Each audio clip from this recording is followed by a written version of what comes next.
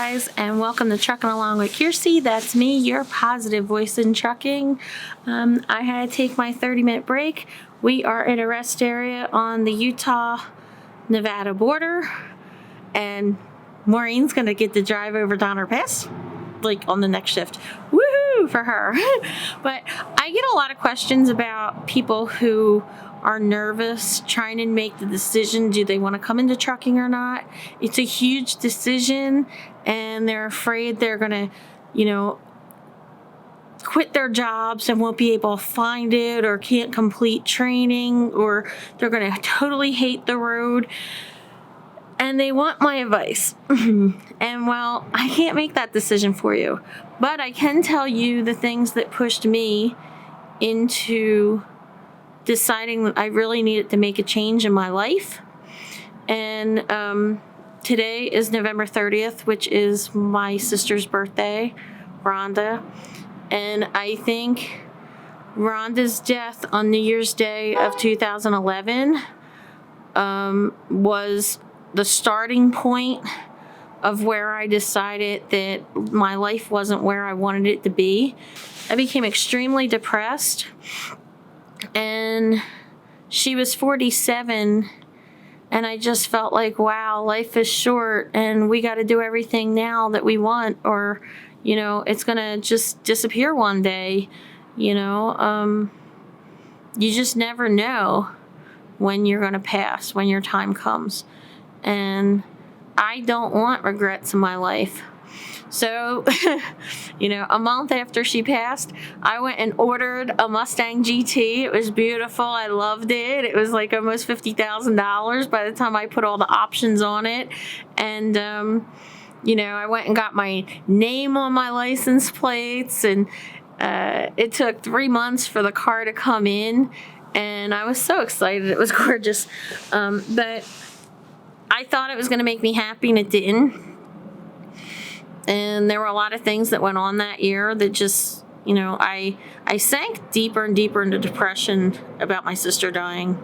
And I really didn't know how alike she and I were until after she passed. Because Rhonda was one of those people that I kind of looked at as irresponsible. Like, she cared about what she cared about, and she didn't care about anything she didn't care about. She was a biker babe that would go wrestling in coleslaw, called the Cabbage Patch, and then call me up and say, come to Bake Week with me because we got a tag team. I'm not wrestling in coleslaw. But she was really good with taxes and insurances, and, her husband got sick when her husband had an accident when Rhonda was 21 and he was 25, I believe. And he was in a coma. They expected him to die. She nursed him back to health, and she had to teach him how to walk and talk and everything again. And it took years for him to, I don't want to say get back to his original, but he's always going to be disabled. There's certain things that he wasn't going to be able to do. And she was able to make all these accommodations for him, and she pushed him to not give up. And, when I look back, she did everything in her life that she wanted to do, and nothing that she didn't. Nobody could make her do anything. And I didn't realize that she and I were a lot alike, but I always felt like, well, I don't want to say she was unstable, but if she just didn't like a job, she just quit, and then she'd go find a different job. And I wasn't like that. I loved my job at the post office when I first started, and over the years, I felt stuck. And so a couple years after Rhonda's death, I said, well, I always wanted to write a book. And then I wrote and published a few of them and have them on audiobooks and paperbacks. And the links are down below, and the proceeds are going to charity.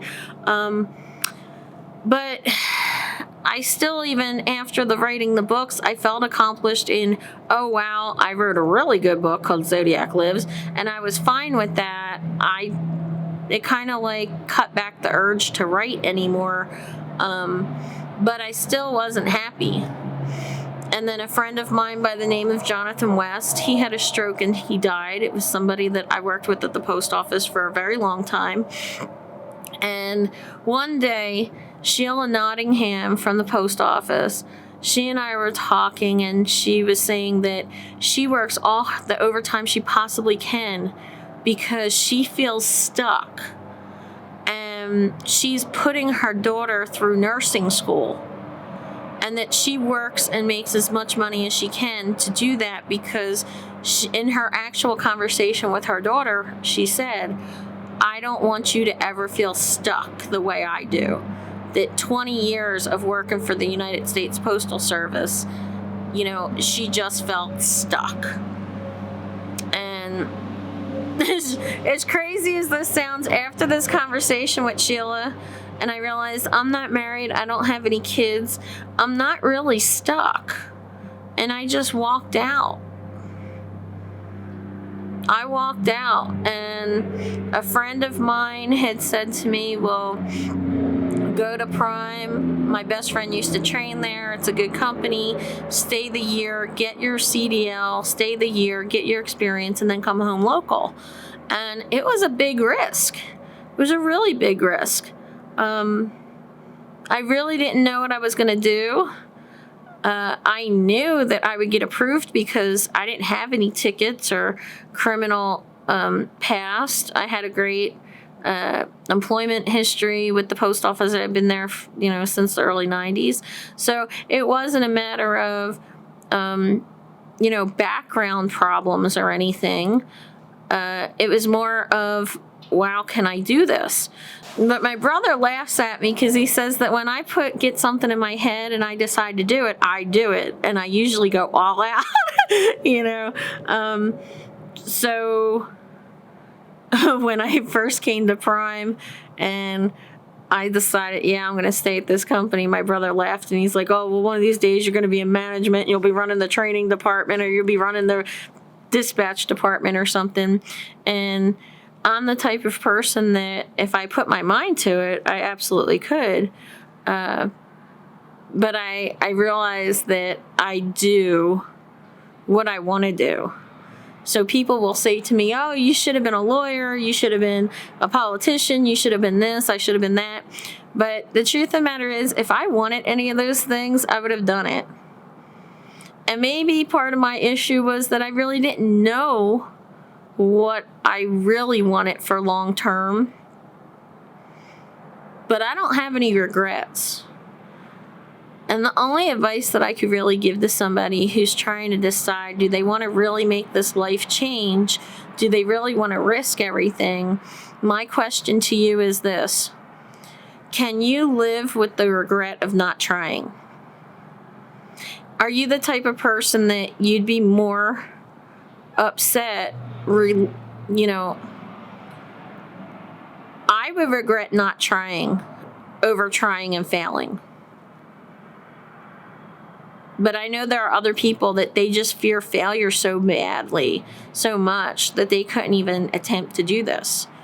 You know, people that have families, it's probably a lot harder for them to even broach the subject, you know, to think about the risk in their head. So that's a lot to think about. And you have to make sure that everybody in your life is okay with this. If you're married, if you have kids, you have to make sure they're okay with this. You know, when I first told my brother, he was like, oh, wow, cool. When I told my sister, she got her husband on the phone and says, Joe, Kirsten's going to drive a truck. Tell her she's crazy. She can't do that. And he's howling in the background, good for her. My mother said to me, well, you can't just get up and move across country because you feel like it. And by that time, I was already at Prime, and I'm like, well, apparently I can because I just did. So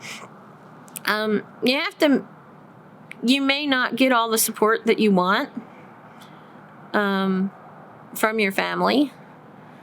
You may get people that tell you you're crazy. You may feel crazy plenty of times. It's a real struggle going through training, so make sure you keep those positive people in your life and dissuade from the negative and the toxic people.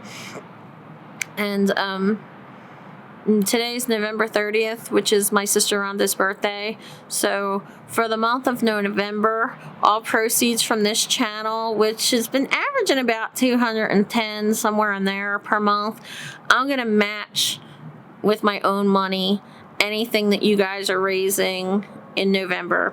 So please keep sharing, liking, commenting, watch the videos because I get the ad revenue. 2020's been a crazy year and it's affected so many people. So if I can give a little bit, there are a lot of families out there that are having a not so good Christmas time this year. So I figured all of you can help me to make somebody's Christmas a little bit better this year.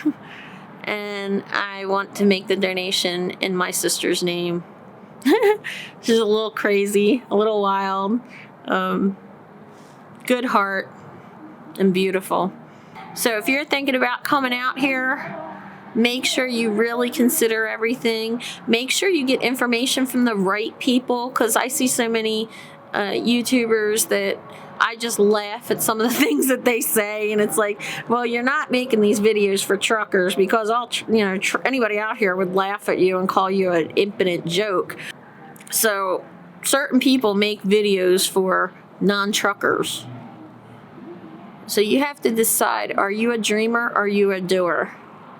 And if you're a doer, can you live with the regret of not trying something that you want to try?